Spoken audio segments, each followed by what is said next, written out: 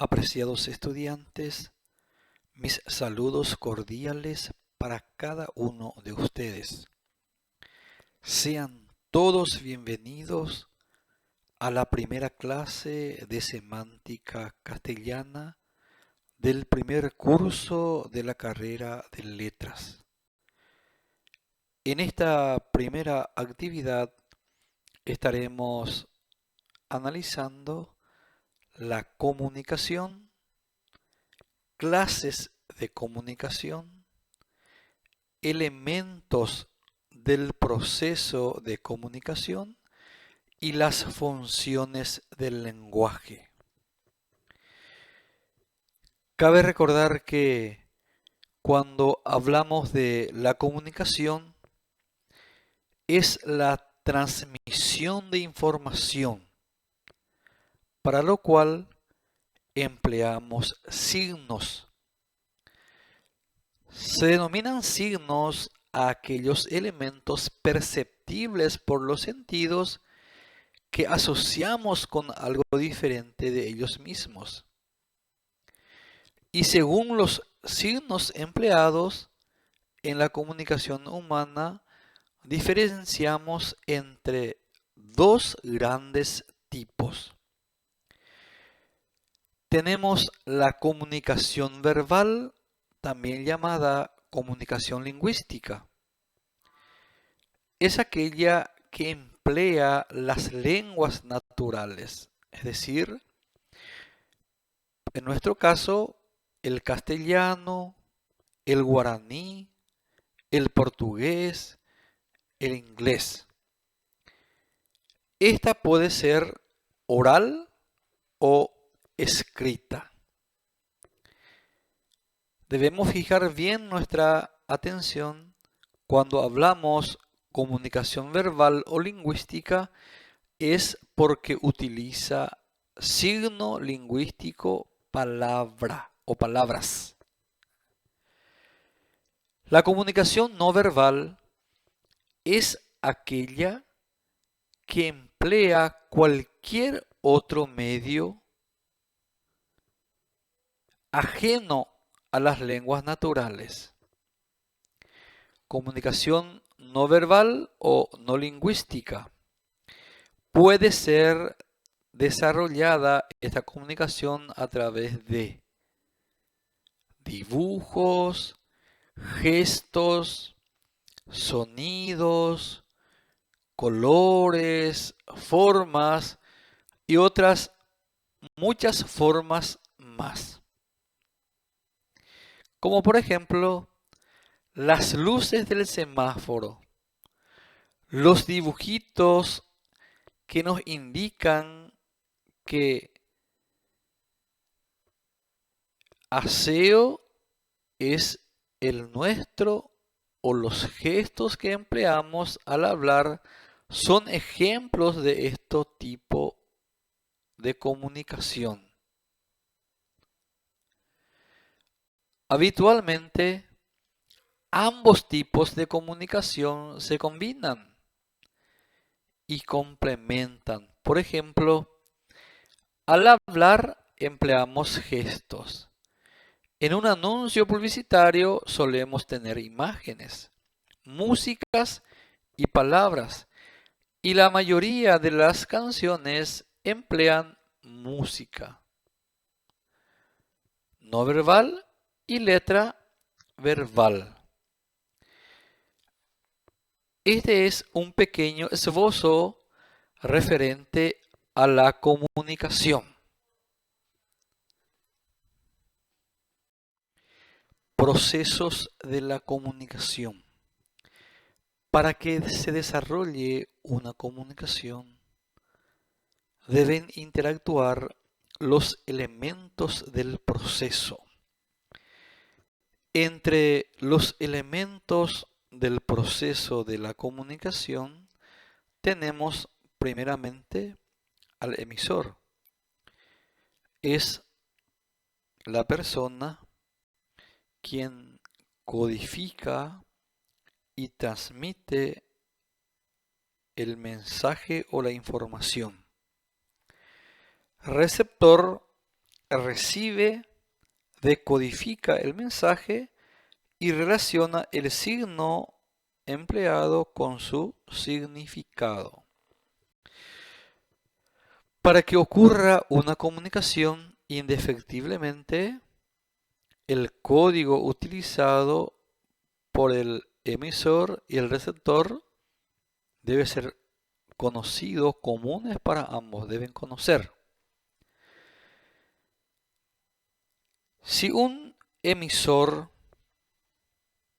escribe o habla en inglés y la otra persona no tiene manejo de ese idioma, por lo tanto no va a ocurrir la comunicación, es decir, la transmisión de información. Existe información, a eso llamamos dentro del proceso el mensaje. Y para que ese mensaje sea recibido, entonces se debe utilizar un código. El código es el conjunto de signos y reglas para combinarlos. Para que la comunicación se produzca, emisor y receptor han de conocer el código. Eso es lo que estaba diciendo. En nuestro caso, la mayoría conocemos el castellano, el guaraní y el portugués. Inglés estudiamos en el colegio, la mayoría, pero no tenemos manejo. Por lo tanto, esos catálogos que viene con los productos que compramos, lo electrodoméstico, resulta difícil para nosotros comprender. ¿Por qué? Porque no manejamos el código. Entonces, para que ocurra la comunicación, ambos deben conocer el código. Ese mensaje o esa información se envía, se transmite a través de un medio físico en que se deposita el mensaje y a través del cual llega desde el emisor al receptor. Si es un diálogo, una conversación entre dos personas, el canal que se utiliza es la voz. Si ustedes van a leer las informaciones que están vinculadas en la plataforma, en ese caso van a utilizar aparato tecnológico más el material impreso. Entonces, el canal.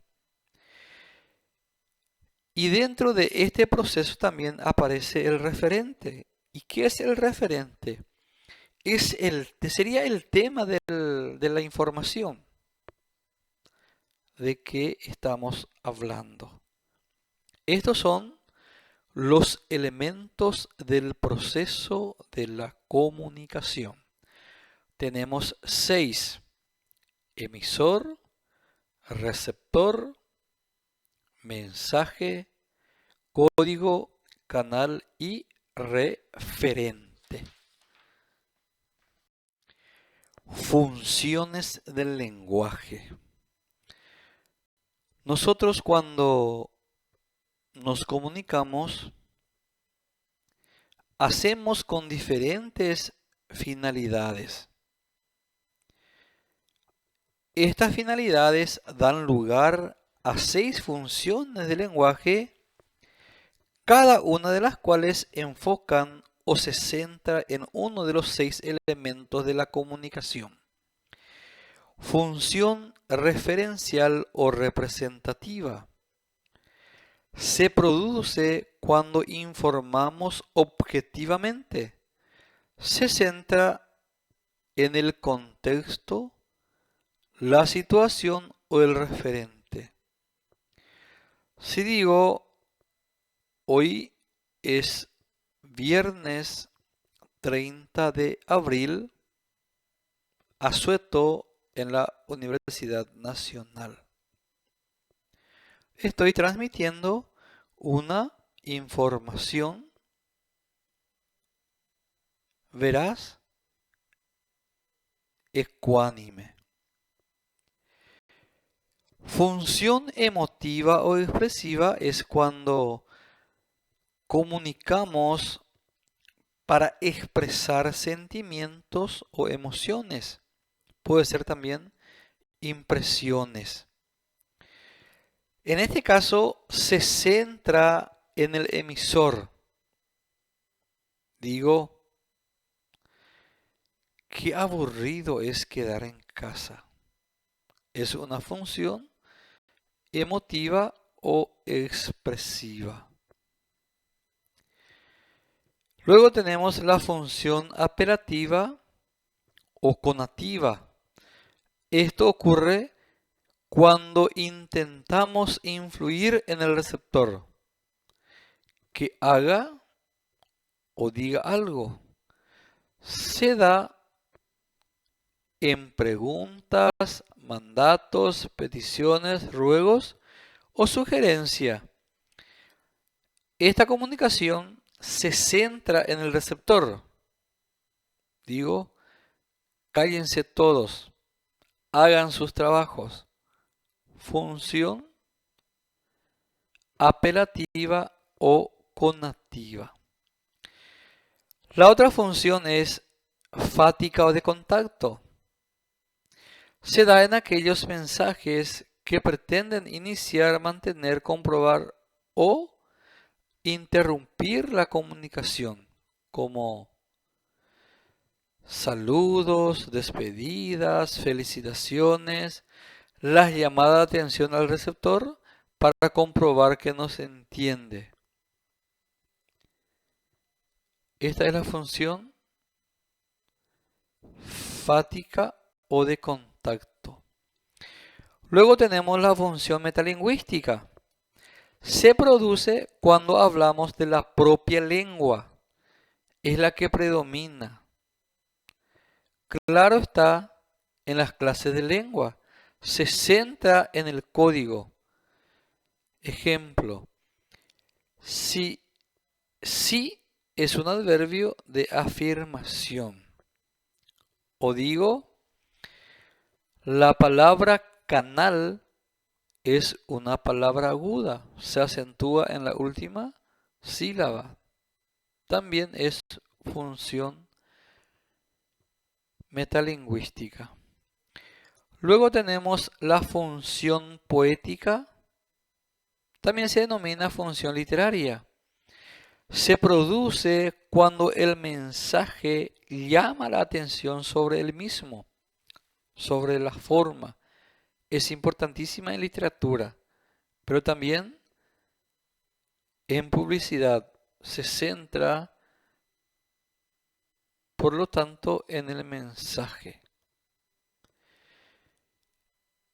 Estas son las funciones del lenguaje.